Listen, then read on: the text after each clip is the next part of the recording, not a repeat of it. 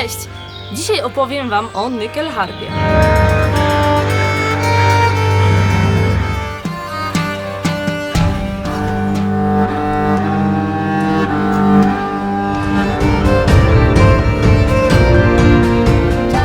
Nyckelharpa. Potężny brzmieniem instrument, o którym równie głośno ostatnio w mediach społecznościowych i polskiej folkowej scenie muzycznej, a który wciąż nie doczekał się polskiej nazwy.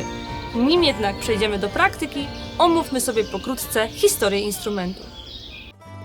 Czy nyckelharpa kojarzy Wam się z wikingami? Otóż niesłusznie. Wikingowie czy dawni Słowianie nie znali jeszcze tego instrumentu. Zamiast niego posiadali dużo bardziej prymitywne i prostsze w budowie instrumenty, będące zapowiedzią swojej następczyni, takie jak tagelharpa, krawik lira, lira bizantyjska, czy wszelkie instrumenty skrzypcopodobne pochodzące najprawdopodobniej z wypraw pieszczych. Obecnie przyjmuje się, że nyckelharpa jest tradycyjnym szwedzkim instrumentem i teraz pewnie tłum Szwedów zaatakowałby mnie, gdybym próbowała podważyć ten fakt. Natomiast pierwsze szwedzkie wzmianki o nyckelharpie pojawiają się dopiero w XIV wieku i jest to płaskorzeźba na jednym ze szwedzkich kościołów. Natomiast jej fizyczny pierwowzór odnaleziony został w XVI wieku w miejscowości Mora w Szwecji, od którego później nazwano instrument Moraharpon. Znane są również niemieckie i hiszpańskie źródła z podobnego okresu. Absolutnie niezwykłą ciekawostkę stanowi fakt, że niecałe 10 lat temu w miejscowości Wolin nad rzeką Dziwna grupa szczecińskich archeologów dokonała niebanalnego odkrycia. Odnaleziono płytę wierzchnię instrumentu mocno zbliżonego do nyckelharpy. Znalezisko szacowane jest na X wiek naszej ery. Oznacza to, że absolutnie najstarszy ślad po nyckelharpie pochodzi z Polski. Wspomniana Moraharpa jest bezpośrednią poprzedniczką nyckelharpy. Wciąż produkuje się je ze względu na swoją prostotę i łatwość w przyswojeniu podstaw gry. Posiada zwykle tylko dwie struny melodyczne, ma małe rozmiary i jest bardzo lekka. Trzecia struna pełni rolę burdonowej, czyli niskiej struny o stałej wysokości dźwięku, wyznaczającej zwykle tonację utworu. Późniejsza nyckelharpa, czyli taka, która obecnie jest najbardziej pożądana, ma większe rozmiary i posiada w sumie 16 strun, z czego do gry używa się tylko 4 z nich. Są to struny melodyczne, wzbudzane w drgania za pomocą smyczka. W tym egzemplarzu są to struny E, A, D i G i jest to tak zwana nyckelharpa tenorowa ze względu na swoje dość niskie, wiolonczelowe brzmienie.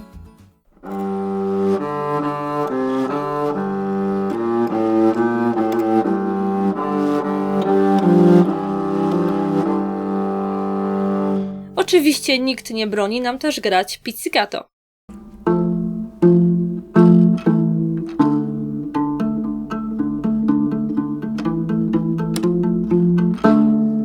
Pozostałe 12 strun to tak zwane struny rezonansowe.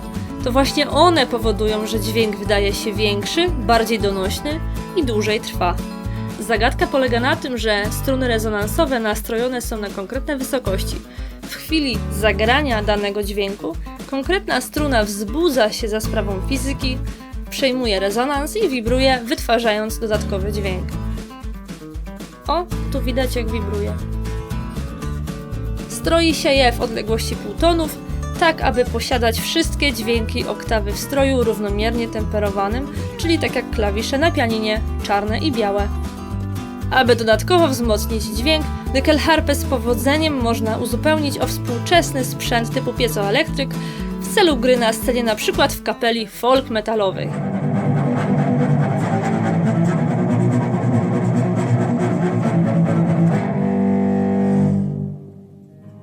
Smyczek do nyckelharpy posiada inny kształt niż klasyczny skrzypcowy.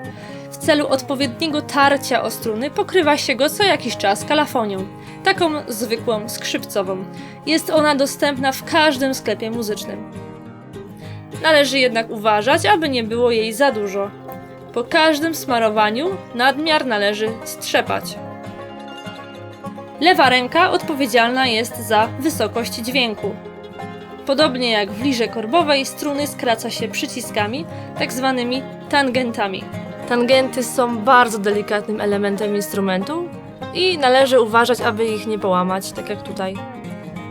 Ogromna zaleta tego instrumentu polega na tym, że nie trzeba wieloletnich treningów, aby wydobyć czysty pod względem wysokości dźwięk, jak to ma miejsce na przykład w skrzypcach czy na wiolonczeli.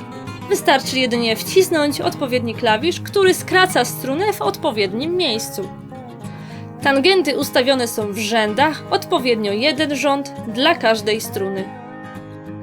Instrument stroimy kołkami, a drobniejsze poprawki stroju śrubkami. Tangenty również można dostrajać, gdyby wystąpiły jakieś drobne nieregularności między poszczególnymi dźwiękami. Mora harpy były diatoniczne, natomiast współczesna nyckelharpa jest w pełni chromatyczna, w związku z czym można wydobyć dowolną gamę, szereg dźwięków czy skalę.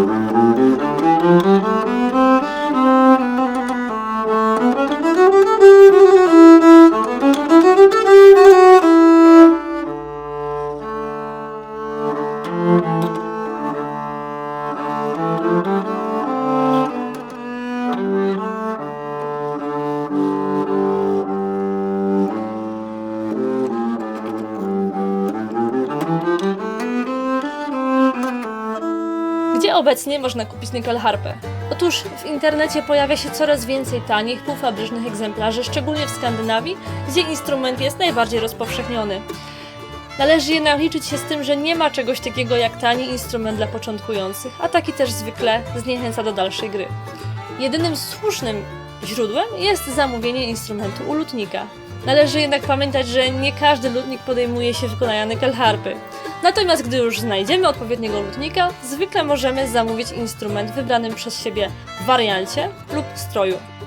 Co do konserwacji instrumentu poinformuje Was lutnik, tak samo jak o wymianie strun, gdyż jest to kwestia całkowicie indywidualna dla każdego instrumentu.